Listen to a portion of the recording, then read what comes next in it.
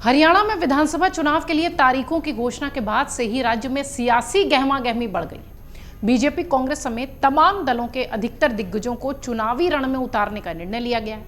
ऐसे में अब खबर सामने आ रही है कि हरियाणा विधानसभा चुनाव में 30 से अधिक मौजूदा विधायकों के टिकट कटने का खतरा है। इनमें बीजेपी के 20 और कांग्रेस के 12 से ज्यादा विधायक हैं।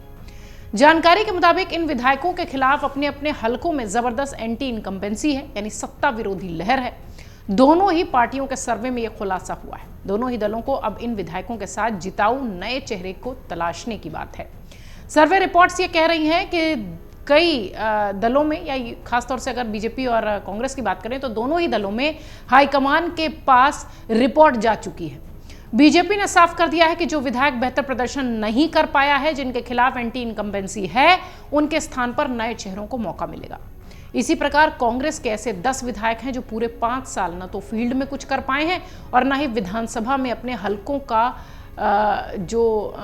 अपने इलाके की जो आवाज है उसे उठा पाए हैं। इनमें कई बुजुर्ग नेता भी शामिल हैं जो कई बार से विधायक बनते आ रहे हैं। इनके स्थान पर युवा चेहरों को मौका देने की तैयारी है, जो कि लाजमी भी है। दोनों ही पार्टियां इसी पर फोकस कर रही हैं। टिकटों के वितरण में जहां सर्वे को आधार बनाया जा रहा है, वहीं लोकसभा चुनाव में मिले वोटों से भी विधायकों का रिपोर्ट कार्ड तय किया जा रहा है। दोनों ही दल लोकसभा चुनाव में जिस जिस विधानसभा हलके से आते हैं, जिस जिस इलाके से आते हैं, उनकी पार्टी को बढ़त मिली है। वहां पर विधायक का टिकट सुरक्षित है। इनके अलावा जहां जहां पार्टी प्रत्याशी को कम वोट मिले हैं, उन सीटों पर पार्टी अधिक फोकस कर रही है और इनके टिकट कटने के चांसेस हैं। इसी के चलते बीजेपी ने फैसला लिया है कि जो भी पदाधिकारी टिकट के लिए आवेदन करेगा, उसको पद छोड़ना होगा।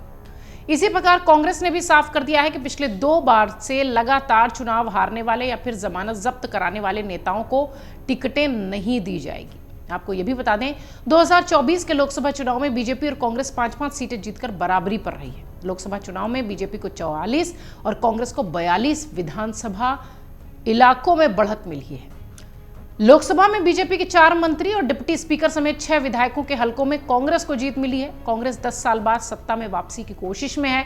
वहीं तीसरी बार सत्ता में वापसी के लिए बीजेपी ने 60 सीटें जीतने का लक्ष्य रखा है। दोनों ही दल प्रत्याशियों के चयन को लेकर खूब संजीदा हैं, भरपूर गंभीरता बरत रहे हैं। हरियाणा में तीसरी बार सरकार बनाने के लिए बीजेपी जी जान से जुटी हुई है। तीसरा यानी हैट्रिक लगने की चांस है। यहां पर हरियाणा में बीजेपी का फोकस गैर जाट वोट बैंक पर रहा है। पार्टी अब तीसरी बार सरकार बनाने के लिए वोटों का नया समीकरण गढ़ने की कोशिश में जुटी है। बीजेपी ने जहां अपनी पार्टी के अधिकतर दिग्गजों को चुनावी रण में उतारने का निर्णय लिया है, वहीं कुछ विधानसभा सीटों पर पार्टी के प्रमुख नेताओं के स्वजन को भी चुनाव लड़वाया जा सकता है। हरियाणा में यह प्रयोग ठीक उसी तरह किया जाने वाला है जिस तरह से बीजेपी ने मध्य प्रदेश, राजस्थान, छत्तीसगढ़ के विधानसभा चुनाव में अपनी पार्टी के दिग्गज नेताओं को उतार कर किया था। इसके नतीजे भी काफी हद तक अच्छे रहे थे। बीजेपी को उम्मीद है कि जिस तरह से दिग्गजों को विधानसभा के चुनावी रण में उतारने का प्रयोग दूसरे राज्यों में सफल रहा है, उसी तरह का प्रयोग हरियाणा में भी सफल रह सकता है। आपको यह भी बता दें कि प्रदेश की 90 विधानसभा सीटों के लिए 1 अक्टूबर को मतदान होगा और 4 अक्टूबर को रिजल्ट आएगा। इस बार हरियाणा में मुख्य मुकाबला कांग्रेस और बीजेपी के बीच ही है। आम आदमी पार्टी की एंट्री ने इस मुकाबले को थोड़ा दिलचस्प जरूर बना दिया है। इससे मुकाबला रोचक होने के आसार तो है ही, साथ ही त्रिशंकु वाला मामला भी फंसने के कई सीटों पर आसार दिखाई पड़ेंगे। लोकसभा चुनाव में एक साथ मैदान में उतरी कांग्रेस और आम आदमी पार्टी अलग अलग चुनाव लड़ रही है, इसलिए भी ये मुकाबला बहुत दिलचस्प इंडी गठबंधन के लिहाज से भी हो रहा है। वजह चाहे जो भी हो, लेकिन हरियाणा का चुनाव इस बार बहुत दिलचस्प होने वाला है और कैंडिडेट्स को लेकर, प्रत्याशियों को लेकर दोनों ही दल लगभग सेम पैटर्न पर काम कर रहे हैं। रिपोर्ट कार्ड अच्छा होगा तो दोबारा टिकट मिलेगा, वरना नहीं।